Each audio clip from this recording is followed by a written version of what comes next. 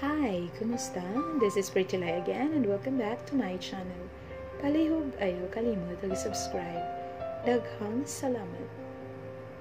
Ug karon na niya ng sumpay sa atong sugilanong Ayaw Kog Labda. Chapter 35. Ayaw Kog Pakurati. Gituktok sa katabang ang usa ka kwarto. Nakasiguro diri ang chairman. Sa kadakuan nilang balay ba, magkita pa ka ni sila. Nagwonder lang ko mga besh kay murag sa usa ka adlaw di gani malibot. Kamiin, tingog sa usa ka lalaki nga idara na ang mabati sa gawas. Mauguro to si chairman. Giablihan sa helper ang door pero wala na siya mosulod. She just motioned me to go inside. As in, nagkinto jud kong nisulod sa usa ka dakong kwarto nga naidagkong mga shelves nga puno sa libro. Then naay dako kayo nga mahogany table sa tunga. Naay duha ka lingkuranan sa atubangan ini. Then sa left side o sa bintana kay naay sofa. Murag cozy kaayo ang room, perfect for studying. This must be the chairman's study. Behind the mahogany desk is a man in his late 40s, reading a stack of papers. Mao jud guro ni ang chairman. Wala pa siya gisulti ha, but his appearance demands respect and it screams authority. Nisamot akong kakulba now that I'm face to face with him. Good evening, sir. My father told me to bring you this file. Akong ipakita niya ang folder ug ni-smile ko og gamay. Yes, gamay lang mga besh kay stoic man kayo iyang itsura good niya. Which makes his appearance more imposing yun. No wonder stressed out kayo si Papa kay itsura pa lang siyang boss, makastress na yun. Murag di ka pala makatawa ba? Gwapo na ba unta siya? Indot og mata. Mailhan yun nimo even if these were hidden behind dark reading glasses. Ang iyang ilong, taliw-tiw kaayo nga miuyon siyang prominent jaw. Hamis pa jud kayo ang kutis, murag mapingping bud iyang aping kay fair man pud kayo iyang complexion. Siguro heartthrob or campus crush ni siya pagabatan-on mga besh. Ay, murag man kung nag-fangirling aning boss ni Papa. Yes, thank you, Miss Yenzon. Iyang gikuha ang folder nga akong gidungol. Formal man kayo ning tawhana eh. I don't know how to act around him yun. As in, boss na boss yun ang dating. Bisag ni aras ilaha. You're welcome, sir. I'll get going then. Igo na siya mitando mga besh. Wag yun ni smile ay murag mahalon kaayo o katawa sa masiyang mansion. Minilyon. Joke rabitaw mga besh. Paggawas na ako sa door, nagproblema ko asa ko moagi pagawas sa mansion. Agoy, mabuntagan, magkakutuyok-tuyok diri mga besh. Paglabay na ako sa receiving area nila, nainigawas from a corner. Idana na nga babae, siguro a few years younger lang ni chairman. And oh my God, mga besh, bisan unaara siya sulod sa balay kay nakakontodo outfit good. Murag mo attend og formal event. She's wearing a wrinkled free off-shoulder dress na light peach, which reaches up to her ankles. Elegant kayo siya tan-awon sa iyang maxi dress, niya with matching na gilak-gilak ng mga alahas. Yang buhok nga blonde kay gi-curl og light ang tumoy and it reaches just below her shoulders. Ug nakastilitos pa gyud mga besh. Mura lagi gyud og mo-attend og kana bitaw awards night as in bonggang-bongga gyud. Gitan-aw ko niya as in nitutog jud. And obviously, natingala kung kinsa ko. Di kulbaan na pud ko mga besh. Good thing kay nainibutho nga katabang katong naghatod na ko ditong chairman.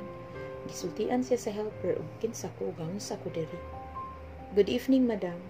I was just about to go. I just don't know my way out. She gave me a small smile niya mitando ug gisultihan niya katabang nakuyugan na lang ko paingon sa gawas.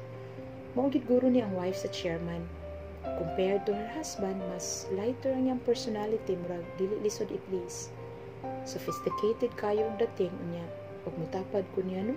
Mura, rajud ko og trapo. I feel so little good in this huge house and around these very wealthy people. Pagawas na ko sa main door, nalantawan ako ang usa ka luxury car nga ni-exit sa gate. Ay, datuan ang langgit aning bawas ni Papa. Pila ka luxury cars ang naadinhin sa ilang mansion. I'm sure na apagin ni sila helipad. Kanindot na malang yun itour sa palibot o pwede palang unta. Ay, salamat. Gihuwat giday ko ni Iron. Kasanday grasya sa iyang car. And, wait, he's smoking? He smokes di ay? Hala, turn off. Pero nga ma-turn off mo po ko nga. I'm not into human.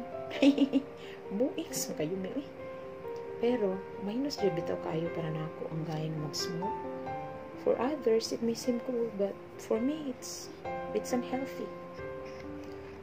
Huy, salamat, kigihuwat ko nimo. Nakuratan si Ayon pagkablit na ko niya. Waday siya kabantay nga niduol ko. Dali-dali siya niyang gilabay ang sigarilyo o nangutkot siyang ulo. Murang bata bang nasakpang nangupit. Cute kay tanaw na ang maangas nga Ayon with that guilty look. Oh, Princess, dali lang lagi ka. Uuwi ka, Diyutra. Iguro man ako gihatag tong files ipadala ni Papa. You smoke, di? Wag yun ako kapugnya akong self na kapangutan na gud ko mga besh. Though it's none of my business, pero na-curious lang gud ko. Yeah, usually when I'm stressed out. Sorry about that. Hala, ako'y dapat sorry. Uy, gihasol pati ka niya. You're stressed out, di ay? No, don't be. You're an interesting diversion. Karon pa ko mga besh nga murag uwang di siya sa kadasig. I was so occupied manggod kanina sa gisugod ni Papa mo. Wag yun ako na-notice that something is amiss. Magka-problema sa gyudain ni sama ni Ayon nga happy-go-lucky kaayo og kinaiya. Insensitive raday kay ko ganina. Sorry jud bitaw, I didn't know nga naa kay pinagdadaanan. Tara, dinner na lang ta, my treat. Wow, sounds great, Princess. He tried to make his voice sound livelier, but still, naagikuwang. Ang saan yung kaya ni siya? Sa Larsian lang taho, pero tipid. Kuwang's budget. Sure, no probs, Princess. Ganahan mo sa barbecue. Yay, kana ba? Why arte? Sana arki? No, di ko pareho sa uban. Uy, I'm not choosing a klase sa tao. Wakaon mo ka ni pungko-pungko. Hala, no? That's really cool. Hapit na dyan, mahurot akong bilib ni mo ay. Pag abot na mo sa Larsian kay order din me. Ikaw nang tao lagi kay timpani po naman good. Mayo gani kay waday libog si Ayon. Way daghang arte, di palian sa pagkaon. So, why man na-stress ka? Ha, kung mong good ka na gubot sa mo ah. Sige raglali sa mga tao ka, puy paminaw. Small ba? Is it why you volunteered to come with me? Yep. Kay di pa ko ganahan muli sa mua. Honestly, pasangil ramang gusto na ako nga ang mga assignments ba. I just want to get away from home. Di ay. Anya, nga nung ako may nananaan mo nga doon. Because you're funny and malingaw ko. Og ikaw akong kastorya. I hope you don't mind. It's okay ramang good. Ako may naka-benefit kay naka-assignment ko o napatid ko personal driver in accomplishing my errand. You really have the different way of looking at things. What should ko na sayop to come to you? Hala, uy, serious lagi kay karon. Chill, uy. Thank you for the company, Princess. I should be the one thanking you, Iron. Salamat kayo sa pag-uban ako.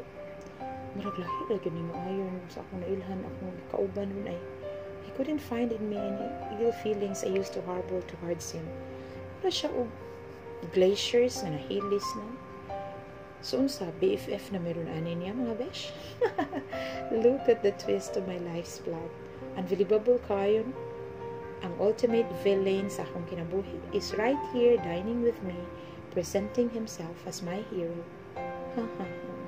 Ironic, gid kaayo. Well then, we should be thanking each other. Mutually. Appear, be. Bitaw sa. Sige, appear. Nabusog yun mi sa among panihapon. Walang tabi-tabi, bahin sa bisagun sana lang yun. Pero, feeling na ako, ba, na ay gatanaw na mo from somewhere. Weird, no? Pero mao gyud na akong na-feel. Sige gyud ko og lingi-lingi from time to time pero wa man ko nakita na kaila. After dinner, gihatod na ko ni Iron. Wala na lang siya mo dayon. Just when I was about to open the gate kay nay nigunit sa akong abaga. Ay kagang! Pertigyud na akong kurata mga besh. Murag nilaya sa akong espiritu. Sus, kay si Hendrix man di ay na. Unsa ba, uy, ayaw ko pakurati Hendrix Gray. Mubuto raman og kalit nga way sound. Unsa na sad ka akong tuyo ani niya ay.